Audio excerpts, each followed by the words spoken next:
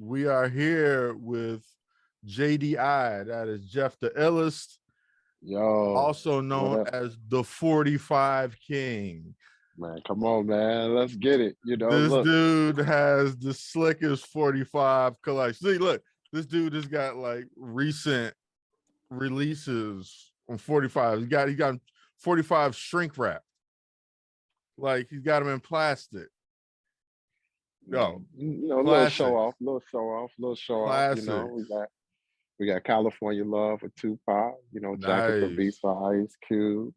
Down with the King, Ron DMC. What's up? I've been quiet. Man, you got that sign of the police on 45. Yeah.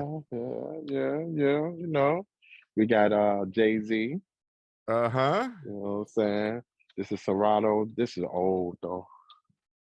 Let's keep him when this is old as well. But I never got to show this one off. Moonchild on 45. Okay, dope. A couple of oldies, Earth, Wind, and Fire. I've seen that Electra label down there. Yeah. That's Keep Sweat, Make It Last Forever. Okay, 45 that's what's up.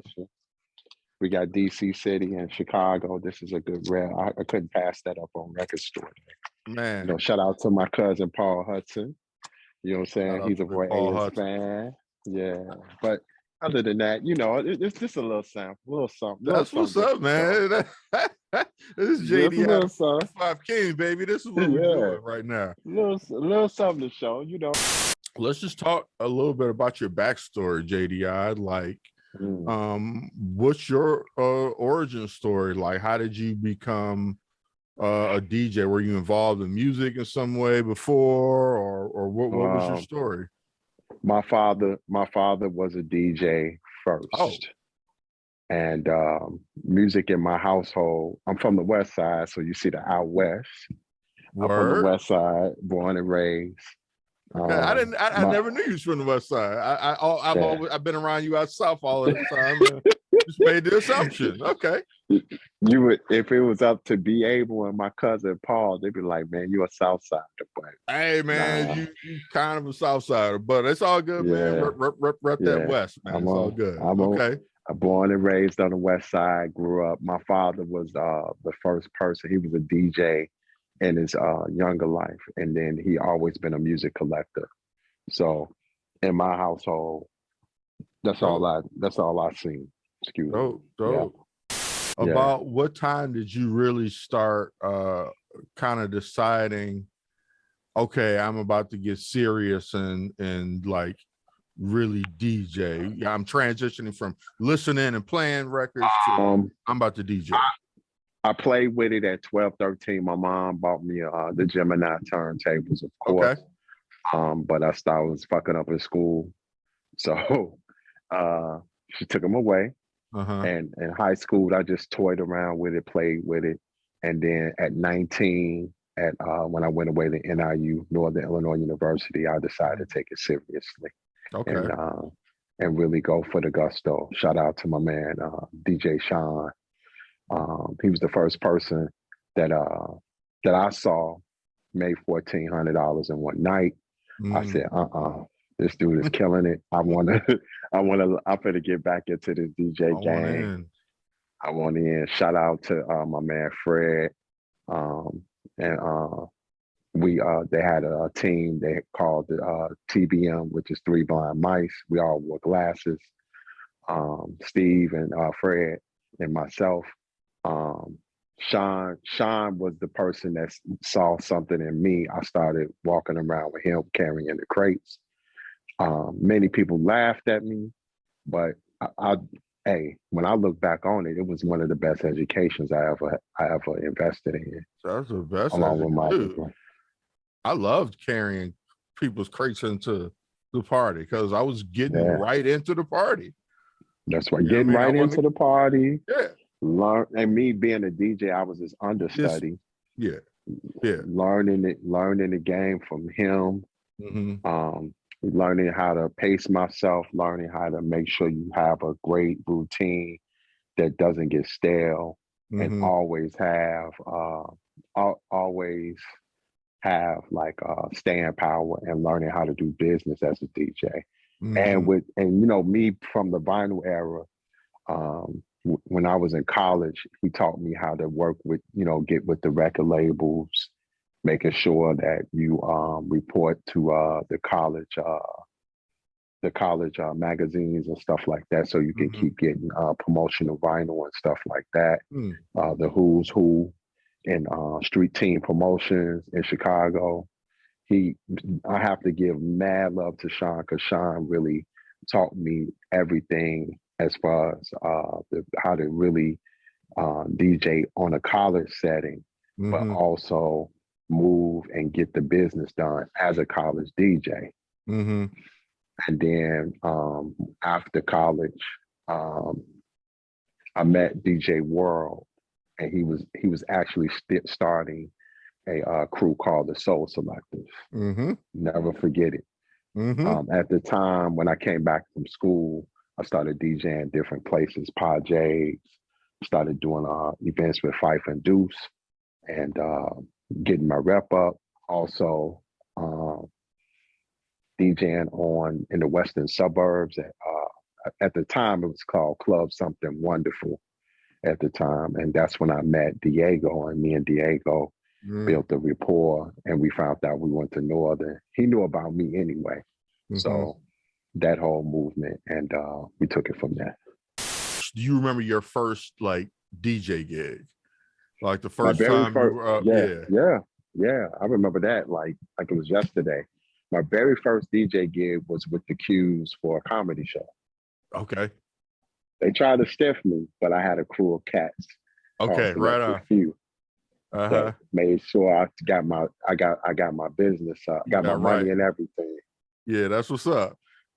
How was it for you in the beginning, and even just throughout your DJ career, walking that line between, because I know you and I know what music you really, really like. You know what I mean? So how has it been for you to walk that line between, pleasing yourself and your close circle versus also being marketable and pleasing a wide crowd? So anybody know me? I like that real rap, real soul. You know what I'm saying? I dig some house, but the one thing about me is that I thank God that not only I had a crew of people around. The one thing that certain DJs don't do, I like to go to other people's events to see what the streets is playing too, and what other DJs are playing. And I kind of add that stuff to the mix, but I also add my flavor to the mix. When did you kind of officially go from vinyl to using a digital format? And was your first digital format just CDs, like your CDJs, or did you go straight to Serato? Serato. I went straight to I was already doing like when I started, I was doing vinyl, and then there'll be some events, because a lot of especially the R&B shit, a lot of that will come on CD. So I would use if I do R&B shit, I do the CDJs, and I have a CD book with me. Okay. So from that point, I say it took me about 2 years. Shout out to my man, Jeff Eden. Jeff Eden was the one guy that said, Jeff, you're gonna have to go to Serato. I was real stuck on vinyl, real talk. I said, you're gonna have to go to Serato. This is the new movement. Matter of fact, because I was working for him, I was DJing at Reunion. It was Reunion, and that was my second, but my first biggest residency I ever had. He used to trip because I used to bring all kind of crates in the upstairs and shit. He said, Jeff, you're gonna have to get rid of that. He said, yo, you're gonna do one event. That one event, I'm gonna buy you the Serato, and I'm gonna get you the laptop. I said, okay. I did the event. Matter of fact, I did the event. I think it was the Biz Markie event for my birthday. Okay. And my birthday is in December. So after I did that event, he said, yo, you got that. He gave me the laptop and the Serato. I bought the whole package for about, the Serato at the time was $500, and the laptop he threw for about $300. So That was a gig. So I took care of that. Right. So from that point, it took me 2 years to become 2 years to get into the digital joint. So